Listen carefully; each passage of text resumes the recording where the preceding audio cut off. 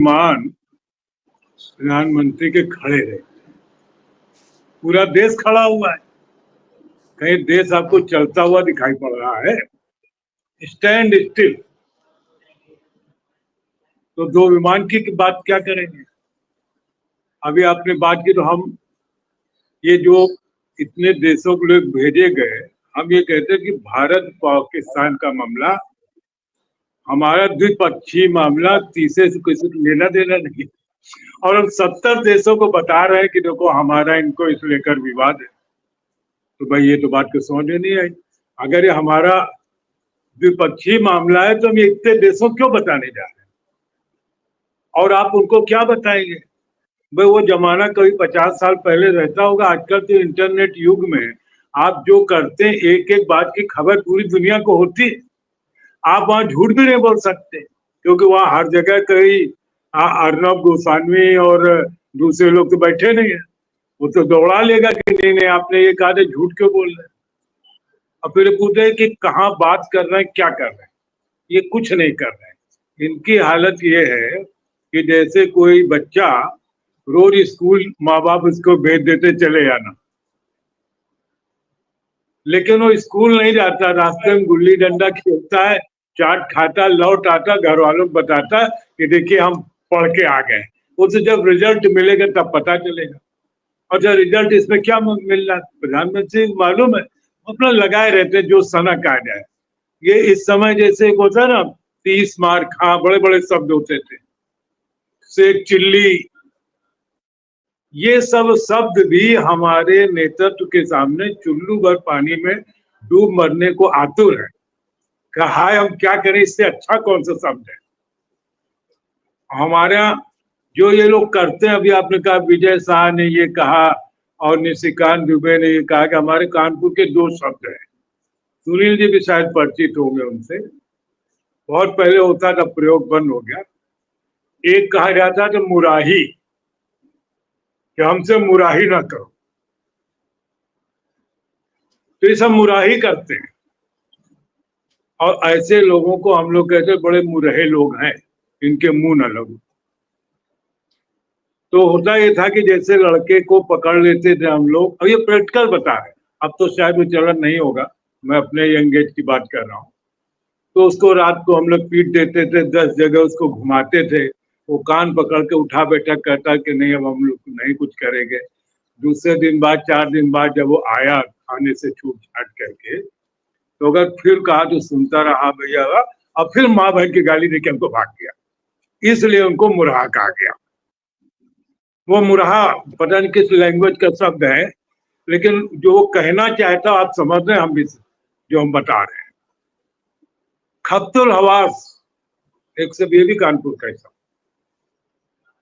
पता नहीं किस दुनिया में रहते हैं, बता रहे हैं। आप कह रहे हैं विश्व गुरु, अरे ये गुरु है, वो गुरु घंटाल है। जो गुरु घंटाल है इन सारों गुरुओं को रगड़ रहा है। और बताओ, और गुरुवाई करोगे? जैसे कोई बड़े माफिया के पास पहुंच जाता है तो कहता अच्छा अब आए हो, फंसे हो, बताते हैं। बात यह है कि इनको, ये देश की राजनीति करने के लिए नहीं आए। 2014 में इस देश के लोग दांव खा के गए, उनको पता ही नहीं था कि ये किस लिए आ रहे हैं। अब दांव खा गए तो खा गए। ये होता है कि भाई गलत आदमी से सत्ता छुटाना बड़ा मुश्किल होता। ये न इनको कोई देश के प्रति कोई विजन है, इनका एकमात्र विजन है कि हमें सत्ता में बने रहना है, और इसके लिए इनके पास टेलीविजन है, जो आज दूसरे रूपों में है, वो सब टेलीविजन ही है। और इसीलिए आपको याद होगा जो 2014 में जब सत्ता पाए तो सबसे पहले अंबानी जी के माध्यम से मीडिया पर कंट्रोल ही शुरू किया। एक डेफिनेट प्लानिंग थी भाई हमको आगे क्या करना है।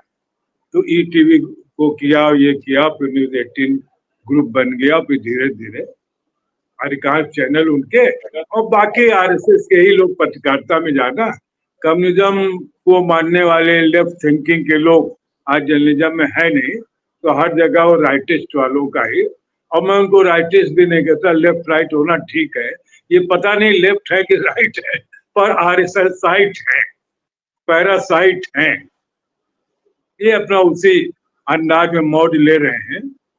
और इनके बारे में देखिए, अब मुझे कभी कभी लगता है कि इस देश की जनता की सेंसिटिविटी को क्या हो गया।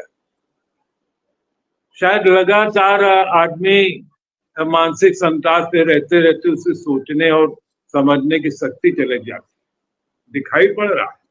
और आप अकेले में बात करिए तो मानते भी कि हाँ भैया बड़ा गलत हो रहा, फिर एक शब्द इनको रटा दिया गया कि भैया मोदी नहीं तो कौन।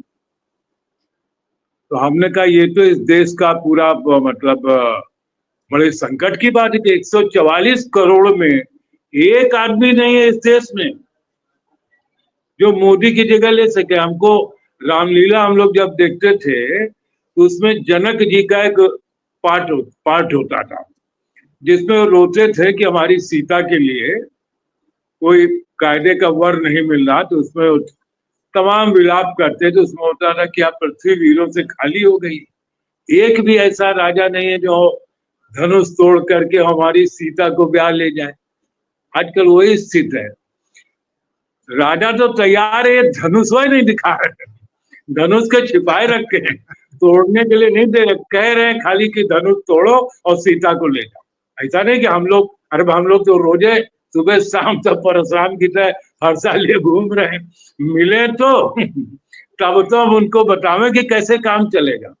एक पूरा से चिल्लियों का साम्राज्य चल रहा है और हम लोग एक बहुत बुरे दौर में फंस गए हैं। इतिहासकार इसके बारे में क्या लिखेंगे, हमें तो सिर्फ ये लगता है कि क्या ये सब बुरा वक्त हमारे समय में ही टल जाएगा कि फिर हमारे न रहने के बाद हमारी पीढ़ियों को इसे भोगना होगा। जी जी, छोटी छोटी टिप्पणी ले लेते हैं, अब वक्त बहुत कम बचा है।